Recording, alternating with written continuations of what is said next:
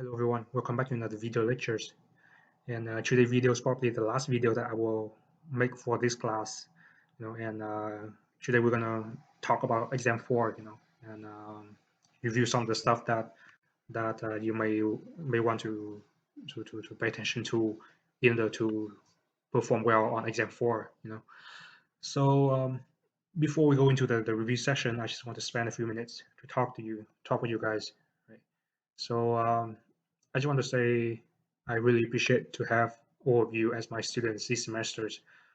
I like working with you guys a lot. I really enjoy working with you guys, and I can say this class is probably one of the best class I have ever taught at UTSA. For some reason, you guys are just very smart, very professional.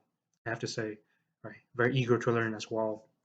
So I have a great time working with all of you. I really enjoy the experience this semester is teaching you guys, right? And I think it go both way, right? I mean, I'm the instructor in this class, but I think I learn a lot from you guys as well. I it's been a long time for me. It's been a long time since I haven't took a class. So there's a lot of things I have to learn to understand how students experience, how students um, best study, best learn in the class, right? So some of those stuff I already forgot. So I want to say thank you to some of you who remind me of that, who give me some suggestion to how I can best teach a class, right? And I have to say this class is a challenging class, right? It is a difficult class, but I think with your help, right, we have successfully cover all the materials, well, almost all of the material because we dropped chapter 15. But yeah, but anyway, I think you did very well in the class. You know, more than my expectation, more than my usual expectation for this class. So well done, right? And this class is a little bit special to me for another reasons. So as you know, this is my fourth year at UTSA, right? I'm doing my PhD, right? And I'll be finishing my program soon, and I'll be graduating this semester, right? So and I already accepted a position at the university in Ohio. So probably starting next semester, I will be moving to Ohio and teach at that university. So yeah, so this is my last class at UTSA. If things go as planned, right? So yeah, so it's likely that you won't be seeing me next semester. So thank you for giving me such a great experience. You guys are my last class here, and for some reason, the best class that I have ever had at UTSA as well, right? So thank you. All right, so let's get back to our review session, right? Um, so as you know, exam four will cover chapter 12 and chapter 13, right? We already dropped chapter 15. So yes, only two chapters covered in this exam, right? And similar to previous review session, so today I'm gonna talk about like some of the topics that I want you to pay more attention to, right? And then we're gonna do some practice problems. And similar to previous review session, I want you to finish the practice problems here and then send them back to me. But instead of giving you the 3 points extra credits, this time I'm going to give you 15 points, which I'm going to use to replace the grade for the homework of chapter 15, right? Because now we dropped chapter 15, so you guys don't need to do the homework for chapter 15, right? So I'm going to use this 15 points, or maximum 15 points, right? So I'm going to just use the grade from these practice problems to replace your homework in chapter 15. All right. So yeah. So please remember to complete all these practice problems and return the this file to me. All right. So yeah. So please remember that, right? And similar to all the previous exam, this exam is going to be 1 hour and 15 minutes. Well, it's technically 1 hour and 20 minutes, right? Because I give you guys 5 more minutes. Yeah, and it's going to be available on Blackboard, right? And they're going to be 30 multiple choice questions, both conceptual question and problem questions, right? And we're going to have some practice problems later on in this session, right? To practice for the practice problems, right? And you guys can still use a 3x5 note card in the test, right? But that's the only material that you are allowed to use. It's going to be a closed book exam, and the only materials that you can use is the note card, right? And and the calculators, right? All right. So first, let's talk about the concepts, right? So let's see. So first of all, in chapter 12, right? So chapter 12 is 13, and chapter 13. So chapter 12, we talk about the overview of entities, right? So we discuss several legal entities that um, that can be established, right, to form a business, right? And then in chapter 13, we talk about corporations and how to treat the tax, how to do tax for corporation, right? So that's going to be what I would test on, right? So the first item I want you to pay attention to is the legal and the non-tax characteristic of different types of legal entities, right? So what are the entities that we have discussed? We have corporation, we have LLC, right? Limited liabilities companies, we have um, general partnership, we have limited partnership, we have sole proprietorship, right? So those are like the legal entities, right, that can be established, right? So I want you to know the differences among those, right, for the non-tax characteristics, right? And then as you remember, for tax characteristics, for tax purpose, there's only 4 types of entities, right? So we have C corporation, we have S corporation, we have partnership, and we have sole proprietorship, right? So again, I want you to know the difference among those 4, um, right? For the tax purpose, right? So please make sure that you cover that. All right. And then the next item is dividend received deduction. Right? So remember, this is the program that exists to help reduce triple taxation, right? So that's the purpose of this program, to reduce triple taxation, and it applied when there's a shareholder of there's a corporation, the shareholder of a corporation is another corporation, right? So um, I want you to know the purpose of the program, right, which is to reduce triple taxation, and also know how to apply this dividend receipt deduction program, right? Um, Especially the percentage, so you should know the percentage of the reduction percentage, depending on the level of ownership of the corporation, right? And then the next item I want you to pay attention to is what how can a corporation do how can a corporation avoid double taxation, right? So dividend received deduction is to reduce triple taxation, right? But then what about double taxation? The case of double taxation, right? How can a corporation reduce that? So usually corporation do like they don't pay out dividends.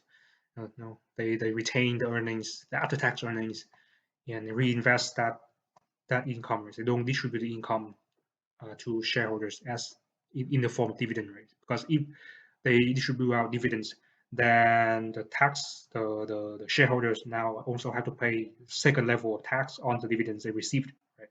But if the corporation doesn't pay out the dividends, but retain the income, right? They don't distribute out the dividends, they return the income, then there's only one level of taxation, which is paid by the corporation, right?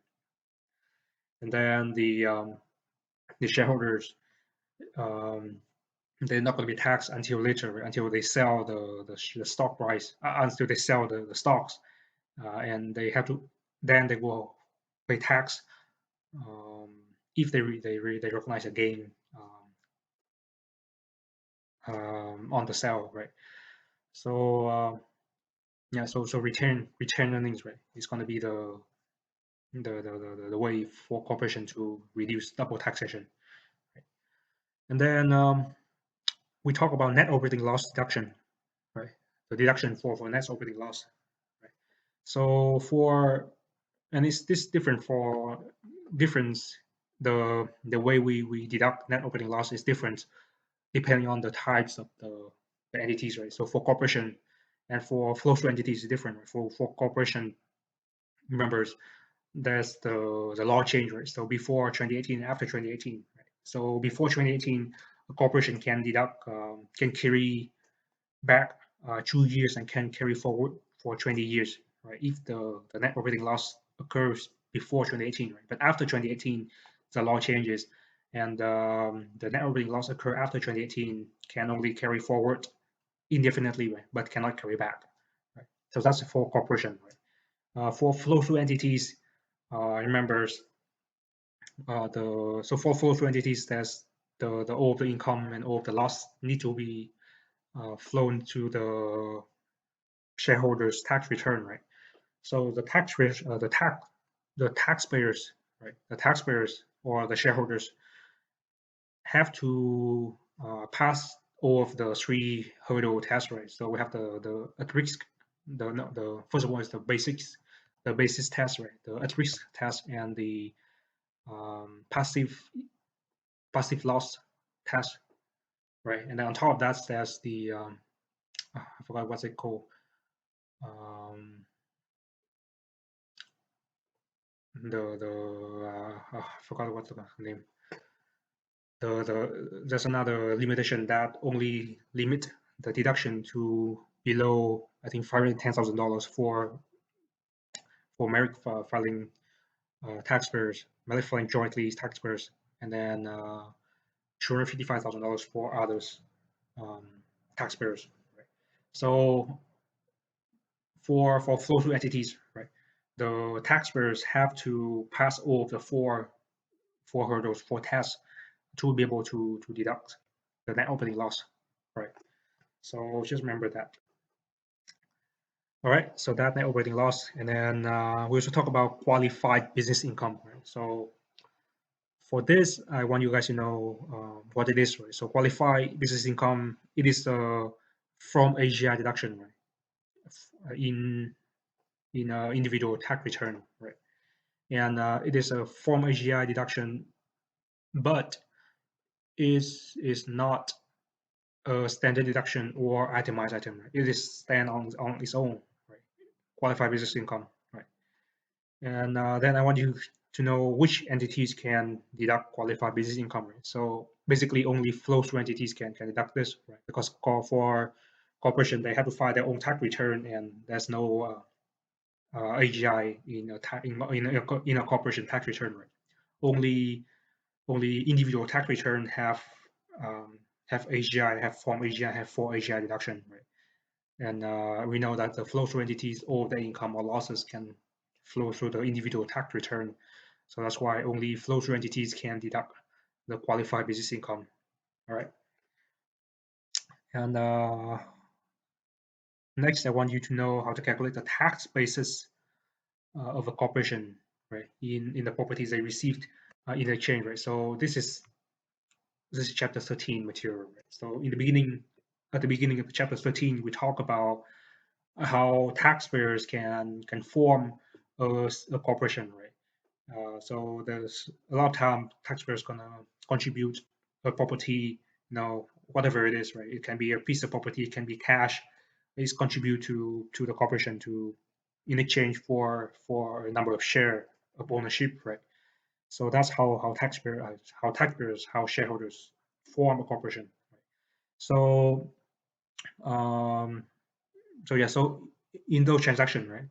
I want you to know how to calculate the tax basis of the first of the shareholders, right? In the stocks that they receive in the exchange, and also the tax basis of the corporations for the properties that they received from the shareholders, right? So I want you to know how to calculate the tax basis of both parties in the transaction, right? And I want you to know how to calculate the recognized gain for those transactions, right? And the gain is for the shareholders, right? How to recognize the gain of the shareholders in those transactions. Right? So usually in a qualified Section 351 exchange, right? Taxpayer don't have to recognize any gains, right? Unless there's put involved in that transaction, right? So yeah, I think we're gonna have a problems out there, right, to go over this concept, right? And then the next item I want to pay attention to is the formula, the tax formula, right? Especially the difference between the corporate tax formula and the individual tax formula, right? So we cover this in chapter 13, right? Remember, um, so for corporate tax formula, there's no AGI, right? There's no AGI involved. Remember, there's only book tax differences, right? So that's how these two formula different from each other. Oops. Right. So that's tax formulas, and then we also talk about the book tax differences, right? So I want you to know some of the main example of book tax differences, of permanent book tax differences, of temporary book tax differences, and also I want you to know um, the wanting to differentiate between um, favorable and unfavorable tax differences, right? Book tax differences,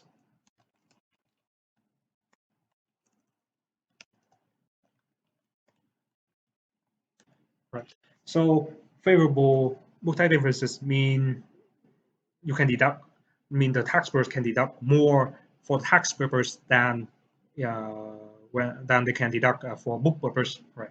And vice versa, unfavorable book tax differences means the taxpayers can deduct uh, less for tax purpose, right, than for book purpose, right? And then permanent book tax differences, meaning the differences is always going to be there. Right? There's no way the difference is going to reverse, right? It's always happen. It's always stay there. Right? There's no way that these differences can disappear, right? And temporary book type differences means the book type differences is only going to stay there for a short period of time, right? And it's going to reverse back in futures, right? And then I want you to know the corporate tax rate, right, which is a flat rate, flat tax rate at 21%, right? And then I want you to know how to deduct um, charitable contributions, especially how taxpayers can whether they can carry forward or carry back, those kind of stuff. I want you to know. And then we talk a little bit about tax return for affiliated groups, right? So I want you to know uh, what can be considered as an affiliated groups, and if they're affiliated groups, what can we do? Usually we have to file one consolidated tax return for the whole group, right? And the whole group is going to be treated as basically one entity, right? And then finally, I want you to know the book tax differences created by incentive stock option or non-qualified stock option, right? So remember, for incentive stock options, um, that's going to be a permanent unfavorable book tax differences, right? And then for non-qualified stock options, we can have a temporary book tax differences, right? Um, so yeah, we kind of spend quite some time in chapter 13 to talk about stock option, right? So please go back there and review, all right? So, all right, so those are the main topics that I want you to pay close attention to, spend more time studying these topics. All right. So if you have any questions about anything about any of these topics, please let me know. Email me. Uh, all All right, so let's go over the problems. So there are 7 problems here, and we're gonna go over how to do these problems, right? And I want you to to to to um, to complete these problems and stand back to me, and I will grade it and I will give you points for uh, give you 15 points maximum, right? For to replace for chapter 15 homework. So basically, I'm giving you free 15 points, right? Because after you watch this video, you probably know how to do this. So, all right. So let's look at the first problem, right? So it says, assume that Nicole will organize CCS as a C corporation that, in spite of her best efforts as CEO of the company, CCS reported a loss of $60,000 in the first year of operation. Also, recall Nicole's marginal tax rate is 37%, and her husband's salaries for year one is $400,000. Nicole files a joint tax return with her husband, and how much tax will CCS pay in year one, and how much tax will Nicole and her husband pay on the $400,000 of other taxable income if the CCS is organized as a C corporation. So the question has two parts, right? First of all, is ask how much the corporation would pay, how much tax corporation would pay, and second question is how much do the couple pay, right? So first of all, let's look at the corporation. Right? So CCS is a C corporation, right? And it has a loss. Right? So because CCS is a C corporation, so CCS has its own tax return, right? And because of that, right? Because CCS having a loss right here, so that's why CCS don't have to pay tax, right? Because it has its own tax return, and since it's having a loss right now, so CCS doesn't have to pay any tax, right? Pay $0 tax.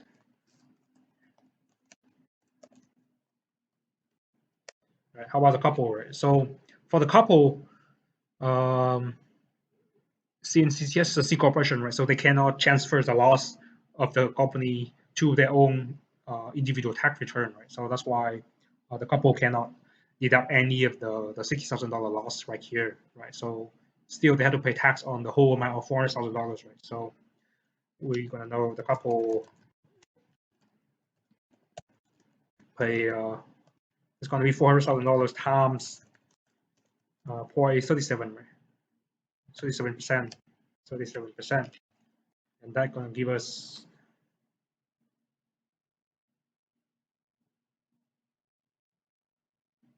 so we have $400,000 times 0.37. That can give us $148,000. So that's how much tax this couple have to pay.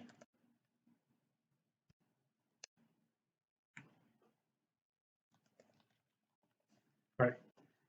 All right. So pretty straightforward, right? Pretty easy. So that's problem one. Let's look at problem two. Right. So it says suppose a CCS organizes an S corporation and has a loss of $60,000 in year one. And Nicole basis in CCS stock option before the $60,000 loss in year one is $100,000. And the question asked, how much tax will Nicole and her husband pay on the $400,000 of other income?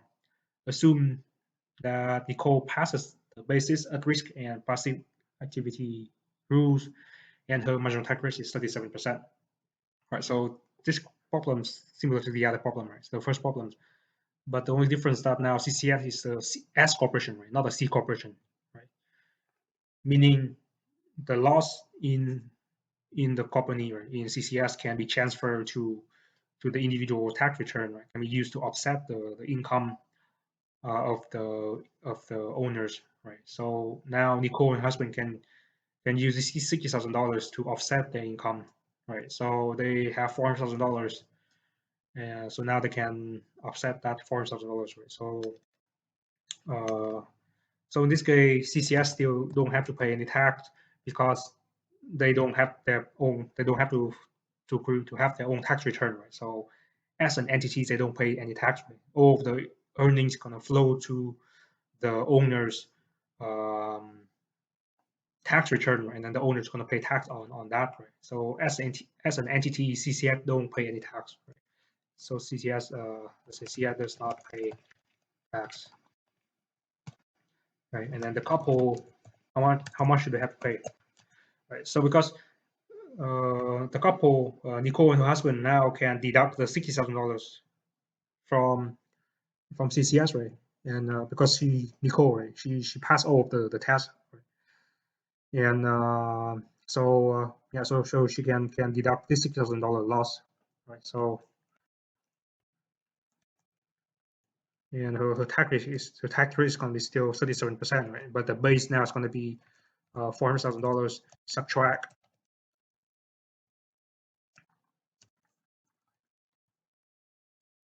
400, subtract 60,000, right? $60,000 times 37%. So we have three $40,000 times 37%. $340,000 times 0.37. And that gives us 125,800. So that how much the couple have to pay, right? So that's problem number two, right? So you see the difference between C corporation and S corporation, right? All right, so let's look at problem number three. So in problem number three, say when incorporating CCS, Nicole transfer a parcel of land held as an investment for 5 years to CCS in exchange for 50% of the corporation stock, and which is 50 share value at $50,000. And the land fair market value was $50,000, and its tax basis to Nicole was $40,000. And assuming that transfer qualifies under Section 351, so the question asks, what gain or loss does Nicole recognize on the transfer? Right. So this is the pure Section 351 transaction, right? So there's no boot involved. Nicole transfer a piece of land, and then what she received in return is the share, and the fair market value of share is exactly equal to the fair market value of the land, right? So there's no boot involved in this transaction, right? And this transaction qualify under Section 351, right? So because of that, even though Nicole can realize $10,000 gain, right? Because her basis is $10,000, is $40,000, so she can realize a $10,000 gain here, but she don't have to recognize the gain, right? Because this transaction qualifies under Section 351. So she recognized zero uh, gain, right? Recognize $0 gain. All right.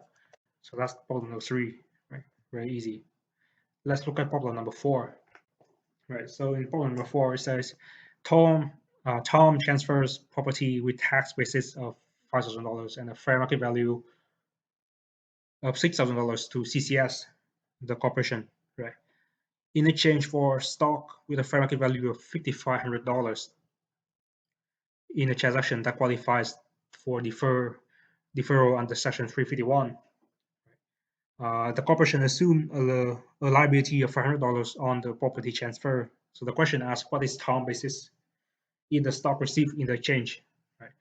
So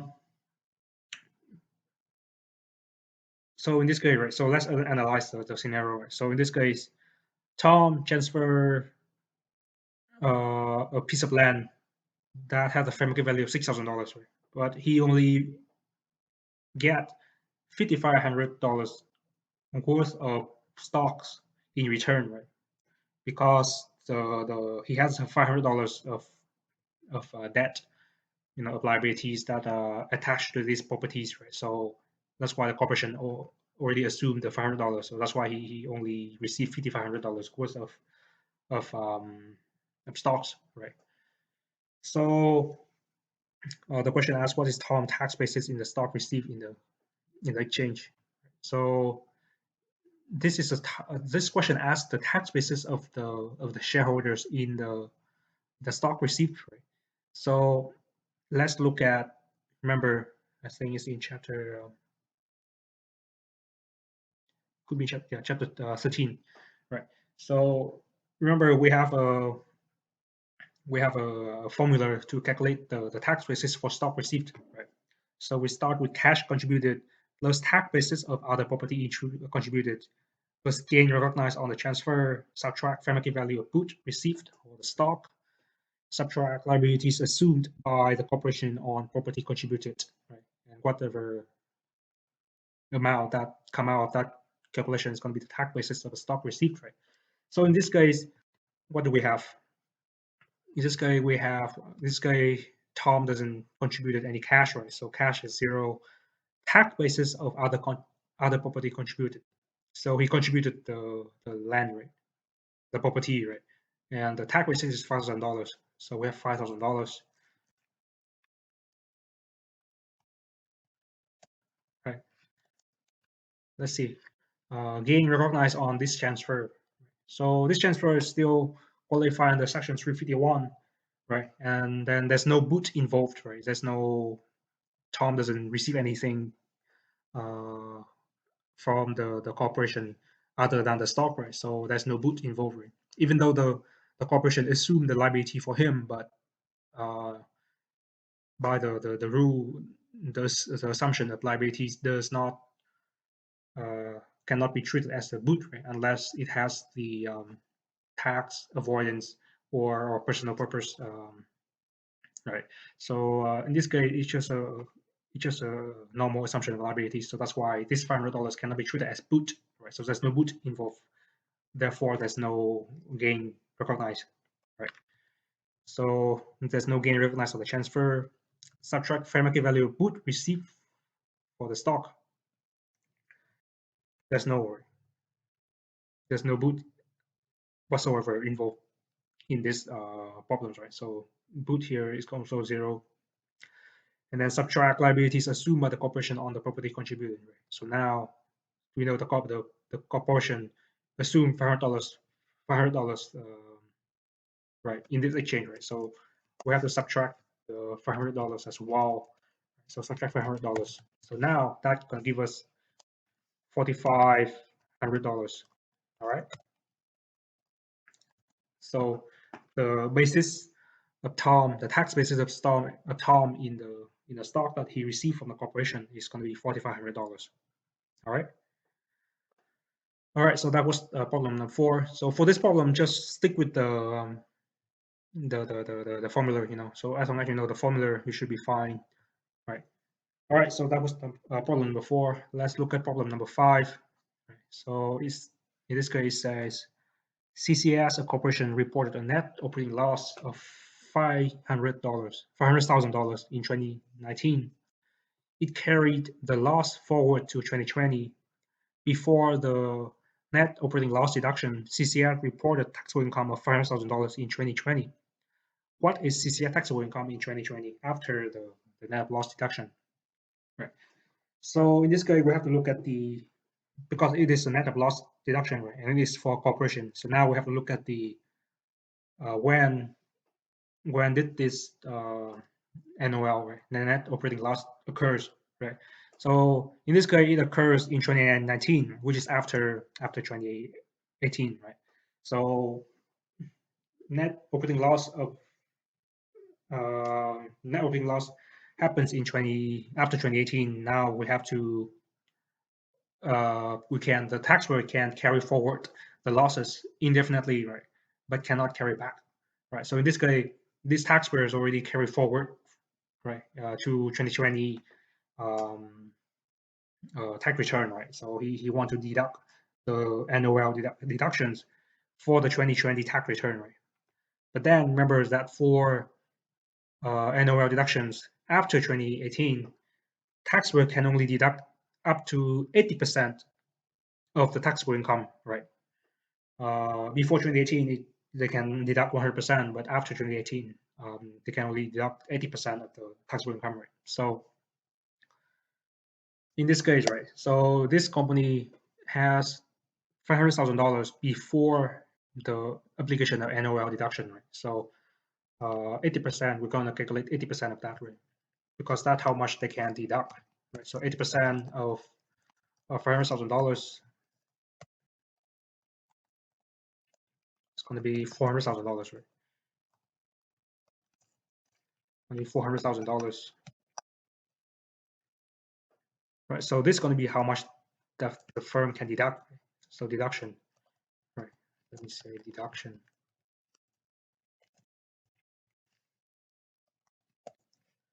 right? So after deduction, the firm can only deduct so the taxable income for 2020 now it's just going to be $100,000, right? After deduction,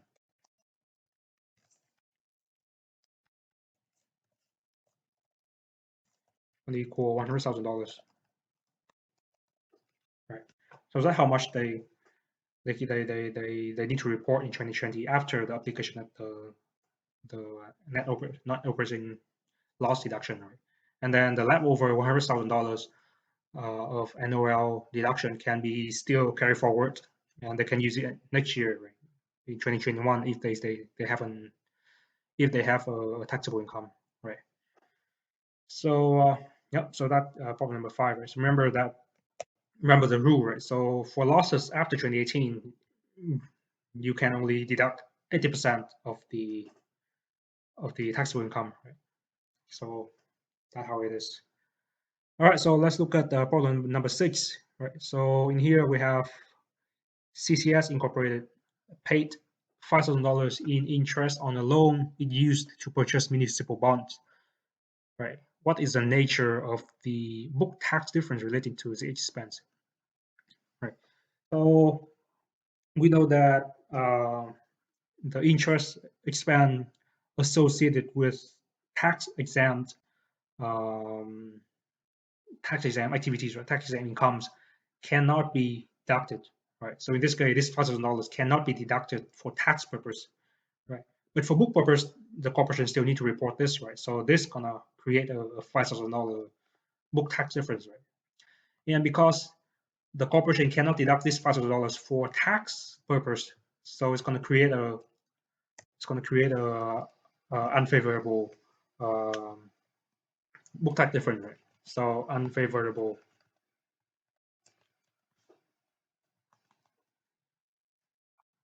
unfavorable, right? Book tax differences, and then we know that there's no way this book tax difference can be reversed, right? Because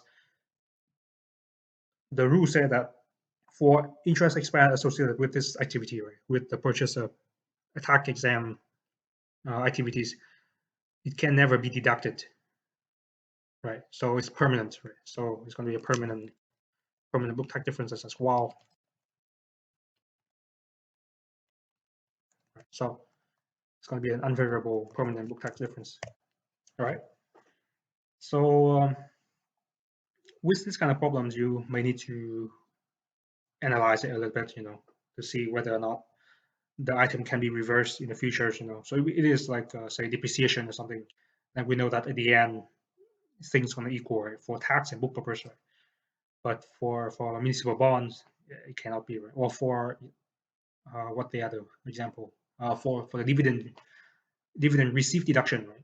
It can also create a permanent book tax differences, right? But in that case, it's going to be favorable, right? Because the dividend received deduction can only apply to tax purpose, right? It cannot be applied for book purpose. So that's going to create a favorable permanent book tax differences, right?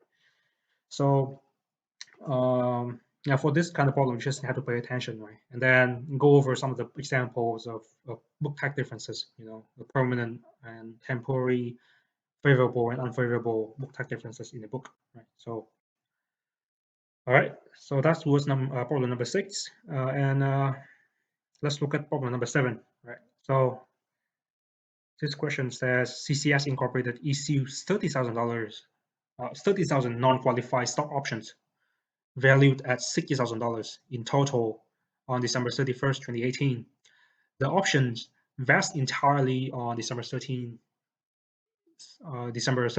of 2019.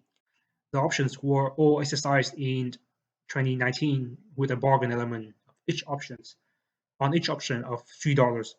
what is the 2019 book tax difference associated with the stock options?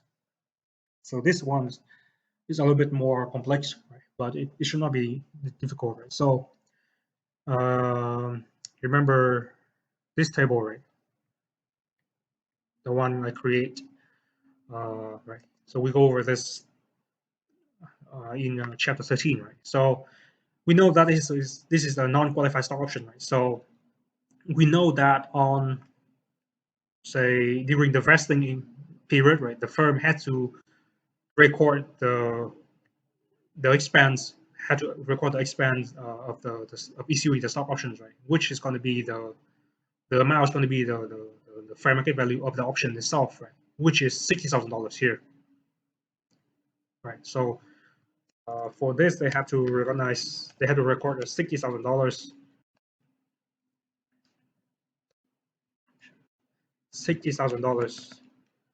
of of the value of the stock option, right? So the stock option itself has value, right? Um, so yeah, so $60,000 they have to report in the book, right, as an expense, as a compensation expense, right? And then for non-qualified stock options, on the exercise date, the firm can deduct the bargain element for tax purpose, right? So in this case, what is the bargain element, right? So it says the option will exercise in 2019 and bargain element on each option of $3, right? So we know the bargain element is going to be it's going to be $3 times $30,000 of options, right?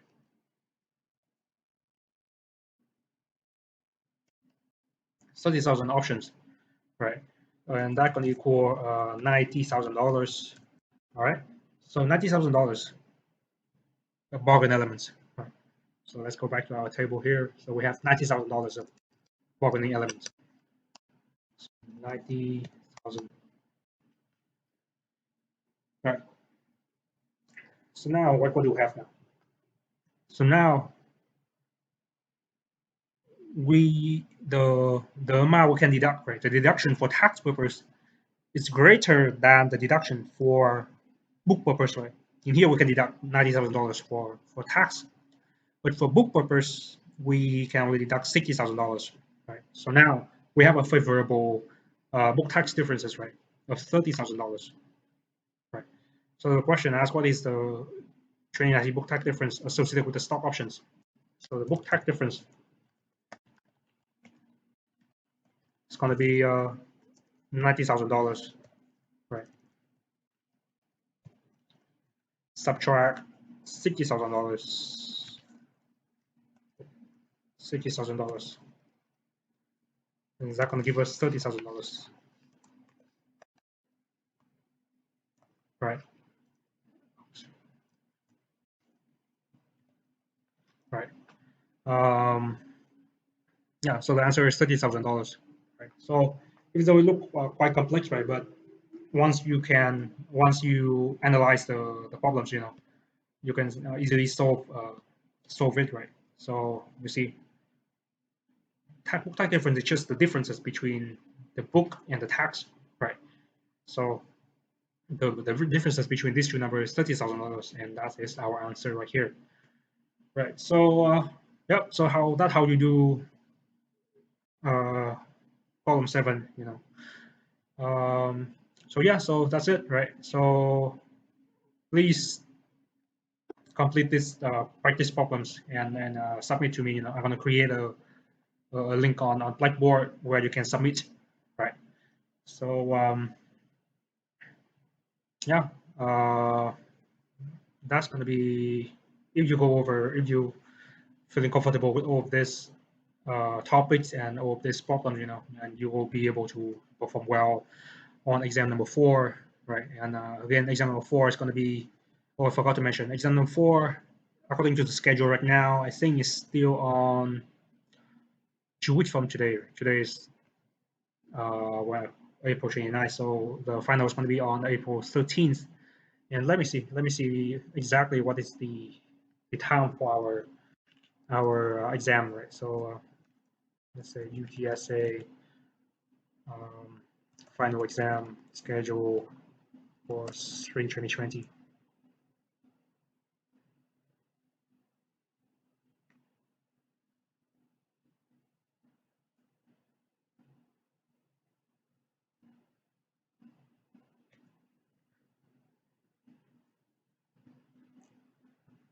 So what do we have? So our class meets on Tuesday and Thursday at 1 p.m. Yep. Wait, really?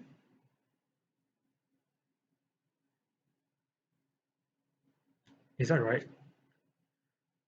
After a while now, I even forget the class time. Let me see syllabus. Syllabus.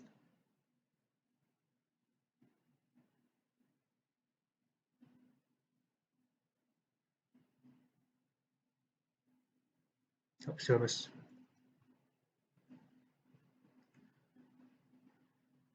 Right.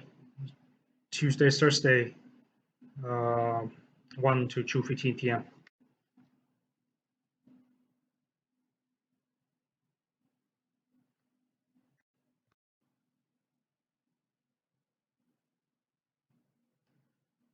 Our exam is going to be May 12th.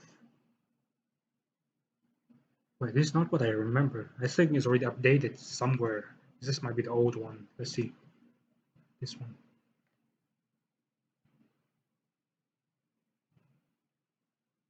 Still May 13th. Hmm.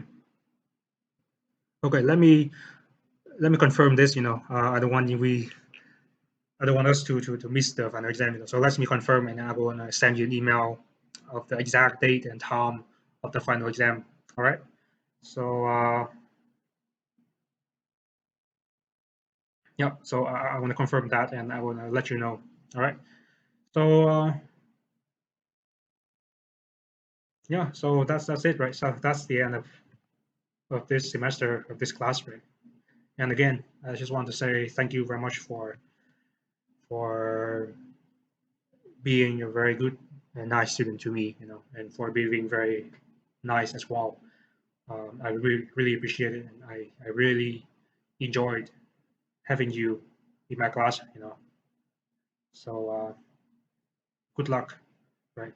Good luck with the test, and good luck with your future careers. And you have my email if you have any questions regarding your career, or if you have an idea of entering academia, of doing a PhD in accounting, you can drop me an email. I can we talk about it. All right. So all right, take care. Good luck. Good luck with everything.